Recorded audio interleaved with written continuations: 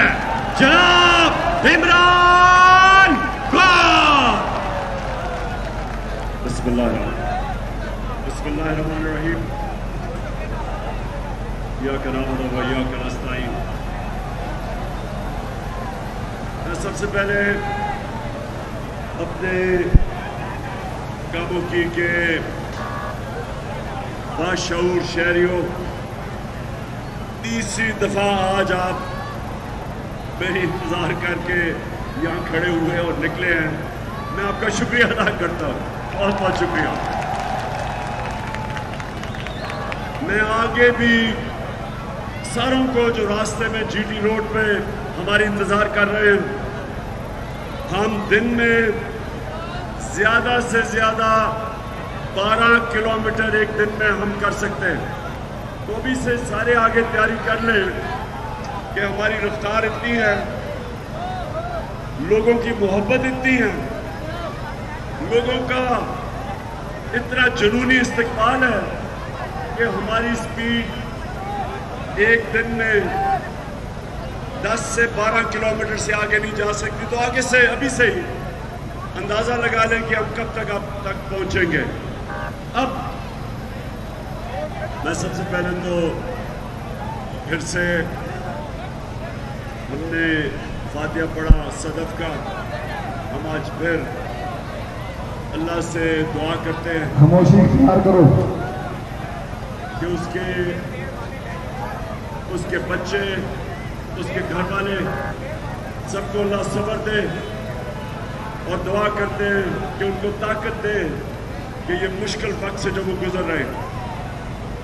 उसके बाद मैं आज यहाँ खड़ा होकर अपने सारे पाकिस्तानियों को कह रहा हूँ कि मुझे पता है कि ये इंपोर्टेड हुकूमत और इसके सहूलतकार टीवी कवरेज बंद कर रहे हैं, लोगों को, जो सारी पाकिस्तान की अवाम इस इंसाफ के इनकलाब को इस्लामाबाद की तरफ बढ़ते देख रही है, उसकी कवरेज बंद कर रहे हैं। लेकिन कोई फिक्र नहीं, सोशल मीडिया, हम अल्लाह का शुक्र करते हैं, सोशल मीडिया की वजह से सबको अपने मोबाइल फोन के ऊपर नजर आ रहा है कि ये इनकलाब कितनी तेजी से इस्लामाबाद की तरफ जा रहा है। मैं पहले आज सबसे पहले मैं ये जो सिकंदर सुल्तान इलेक्शन कमिश्नर, मैं तुम्हारे से मुखातिब हूं आज, तुम्हारे से बड़ा 2 नंबर आदमी कभी इलेक्शन कमीशन में नहीं बैठा जितने तुम हो।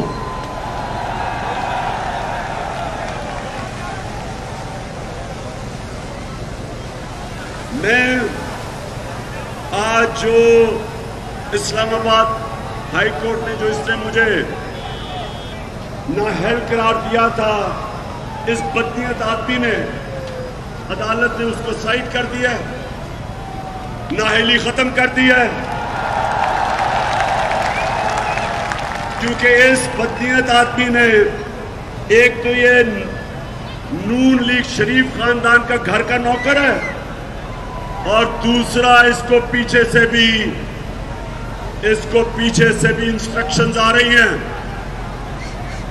और मुझे पता है पीछे से कौन इसको पुश कर रहा है, क्योंकि इस गीदड़ में तो कोई दम ही नहीं था ये करने का। और मैं आज अनाउंस कर रहा हूं कि मैं इसके ऊपर 10 अरब रुपए का हर्जाना करने लगा हूं कि इसने मेरे ऊपर जो इसने खुश करने के लिए ये इंपोर्टेड हुकूमत चोरों की, उनको खुश करने के लिए जो इसने फॉरेन फंडिंग केस में मेरा नाम लिया और तोशाखाना में, मैं इसके ऊपर 10 अरब का हर्जाना भी कर रहा हूं। और इसलिए कर रहा हूं कि इसने सवाल उठाया मेरी दयानतदारी पे। मैं यह चैलेंज करता हूं कि जब भी अदालत में केस लगेगा, एक भी गैर कानूनी चीज मैंने की हुई तो मुझे अदालत का फैसले की इंतजार नहीं करूंगा, खुद छोड़ दूंगा मैं।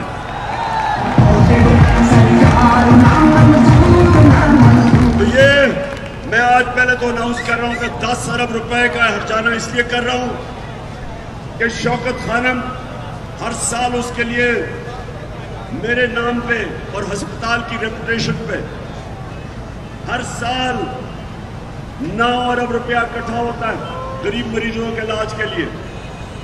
और दूसरा नमल यूनिवर्सिटी के लिए, उसके लिए मेरे नाम पे पैसा इकट्ठा होता है कि गरीब 95% बच्चे स्कॉलरशिप पे पढ़ते हैं, मुफ्त पढ़ते हैं। अल कादर यूनिवर्सिटी शुरू की, उसमें 100% बच्चे मुफ्त पढ़ते हैं। तीसरा, एक शौकत खानम हॉस्पिटल बन रहा है, पेशावर में बन चुका है, वहां 75% मरीजों का मुफ्त इलाज है। लाहौर में मुफ्त इलाज है शौकत खानम में, और सबसे बड़ा कराची में शौकत खानम बन रहा है, जो कि वहां सारे सिंध और बलूचिस्तान के कैंसर के मरीजों के लिए बन रहा है। इसलिए क्योंकि इसने मेरी दयानतदारी के ऊपर सवालिया निशान किया, और ये जो इसने फैसला किया, इसलिए मैं इसके ऊपर हर्जाना करूंगा। और सिकंदर सुल्तान, ये जब तक मैं तुम्हें अदालत में नहीं खड़ा करके तुम्हारे से पैसे नहीं निकालता और वो फिर शौकत खानम को दूंगा जो तुम्हारे से हर्जाना निकालूंगा, कि आगे तुम किसी के कहने पे लोगों के ऊपर उनकी रेपुटेशन इस तरह ना बर्बाद करो। दूसरी चीज, आज कुरम के लोग खैबर पख्तूनख्वा में ना मैं वहां इलेक्शन कैंपेन करने गया, 3 दफा मैंने जलसा करना था, वो कैंसिल करना पड़ा। सारी पार्टी से इकट्ठी एक तरफ,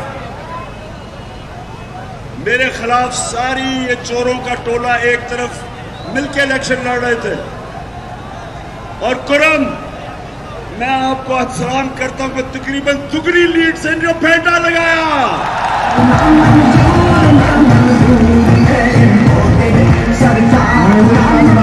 गाना चलाओ और सुन लो।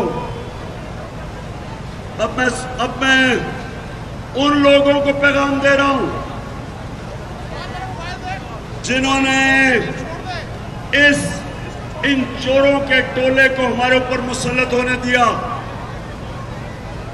मैं बड़े अदब से आपको पैगाम दे रहा हूं कि अल्लाह का वास्ता है, कौम की आवाज सुन लो कौम किधर खड़ी है। चाहे बाई इलेक्शन लाहौर के वो 17 जुलाई, उसके बाद अक्टूबर में, अब कभी सुना है, कभी दुनिया की तारीख में सुना है कि 8 इलेक्शन में मैं खड़ा होता हूं अकेला और सारी जमातें मिलके मेरे खिलाफ खड़ी होती है, 7 इलेक्शन जीतता हूं 8 में से। ये वर्ल्ड रिकॉर्ड है। और वो जो कराची में पीपल्स पार्टी जीती, मैं ये आपको लिख के देता हूं कि पीपल्स पार्टी धांधली स्टेट मशीनरी के बगैर एक इलेक्शन आज नहीं जीत सकती, क्योंकि जब से ये बाप बेटा आए हैं, बाप दुनिया का सबसे बड़ा डाकू और बेटा देसी वलैती जो अभी तक उर्दू नहीं बोलनी आई, उसे उर्दू बोलता है जैसे अंग्रेज उर्दू बोल रहा होता है। मैं आज इन सबको मैसेज देना चाहता हूं जिनके पास एक पावर है। शहबाज शरीफ के पास कोई पावर नहीं है। टिक्की में छुप के जो आर्मी हाउस जाता था, उससे क्या बात करनी है। गोरे को देखता तो उसके जूते पॉलिश करने शुरू कर देता। बर्तानिया के एम्बेसडर को प्राइम मिनिस्टर जा रहा है एम्बेसी में और उसके मुंह में केक डाल रहा है। शहबाज शरीफ, सारी जिंदगी तुमने क्या किया? जो ताकतवर होता है उसके जूते पॉलिश करते हो, और जो कमजोर होता है उसके ऊपर जुल्म करते हो। तो तुम्हारे से मैंने क्या बात करनी है? मैं तो पैगाम उनको दे रहा हूं जिन्होंने तुम्हें इजाजत दी ऊपर बैठने के लिए, कि आज भी देख ले कौम खड़ी किधर है। कभी भी अवाम के खिलाफ मुल्क की इस्टेब्लिशमेंट नहीं खड़ी होती, क्योंकि अवाम और फौज मिलकर मुल्क को मजबूत करते हैं। आप इन चोरों के साथ ना खड़े हो। जो इनके साथ मिलेगा, जो भी इनके साथ मिलेगा, वो इन्हीं के साथ रंगा जाएगा। लोग इनसे नफरत करते हैं, और हम पाकिस्तानी कौम, हम भेड़ बकरियां या गाय भैंसे नहीं हैं, हम इंसान हैं। हम वो कौम है जो मोहम्मद मुस्तफा सल्लल्लाहु अलैहि वसल्लम की उम्मत है। और मेरे नबी ने हमें कुरान के अंदर जो अल्लाह ने हमें हुक्म दिया, अमर बिल मारूफ व नही अनिल मुनकर, हुक्म है अल्लाह का कि अच्छाई और हक के साथ खड़े हो और बुराई और जुल्म का मुकाबला करो। कामों की सुन लो। साहब में सारा लड़का भी मौजूद है। सुन लो, पहले सुन लो मेरी बात। अल्लाह ने तुम्हें इजाजत न्यूट्रल होने की नहीं दी। या एक तरफ खड़े हो चोरों के साथ और हमेशा जलील हो, और या हक और सच के साथ खड़े हो, जो आप नमाज में मानते हैं हर बारी कि अल्लाह उनके रास्ते पे लगा जिनको तूने नेमतें बख्शी। वो मेरे नबी सल्लल्लाहु अलैहि वसल्लम का रास्ता है, उनके रास्ते नहीं जो तबाही का रास्ता है, ये चोरों का रास्ता है। मैं आज पूछता हूं कि जब मुशर्रफ ने इन दोनों को, ये दोनों चोर खानदानों को जब हटाया करप्शन पे, तो सारी कौम आपके साथ खड़ी हुई, एस्टैब्लिशमेंट के साथ, क्योंकि इनकी चोरी से तंग थी। फिर मुशर्रफ ने इनको एनआरओ दे दिया, बंद कमरे में फैसला किया। पहले कहते थे चोर है, और जनाब एनआरओ देकर उनको पाक कर दिया। 10 साल उन्होंने मुल्क को लूटा। लोगों ने मुझे वोट इनके खिलाफ दी, लोग इनसे तंग थे, और आप फिर उन सारों को ड्राई क्लीन करके हमारे ऊपर फिर मुसल्लत कर दिया। तो क्या मुल्की मुझे जवाब दो, क्या मुझे जवाब दो कि आप इन चोरों को तस्लीम करते हैं? कोई पाकिस्तानी चोरों को नहीं तस्लीम करता। और अगर आपका ख्याल है, मैं फिर से कहता हूं, जनाब बंद कमरों में ये फैसले जो करते हैं आप, कि जब फैसला किया ये चोर है और अब फैसला किया ये पाक हो गया, फिर फैसला किया चोर है, अब फिर पाक कर दिया। खुदा के वास्ते पाकिस्तानी कौम को जानवर ना समझो। हम गाय भैंसे नहीं हैं, हम भेड़ बकरियां नहीं हैं कि जब फैसला करो, अच्छा जी अब हमने इनको पाक कर दिया है, तो अब आप भी इनके पीछे लग जाए, और जो इनको सपोर्ट नहीं करता उसको नंगा करके उसके ऊपर तशद्दुद करो, उनके ऊपर जुल्म करो। जो मीडिया नहीं आपके साथ खड़ा होता उनको डराओ, धमकाओ, जेलों में डालो, वो बेचारे मुल्क छोड़ के चले जाए।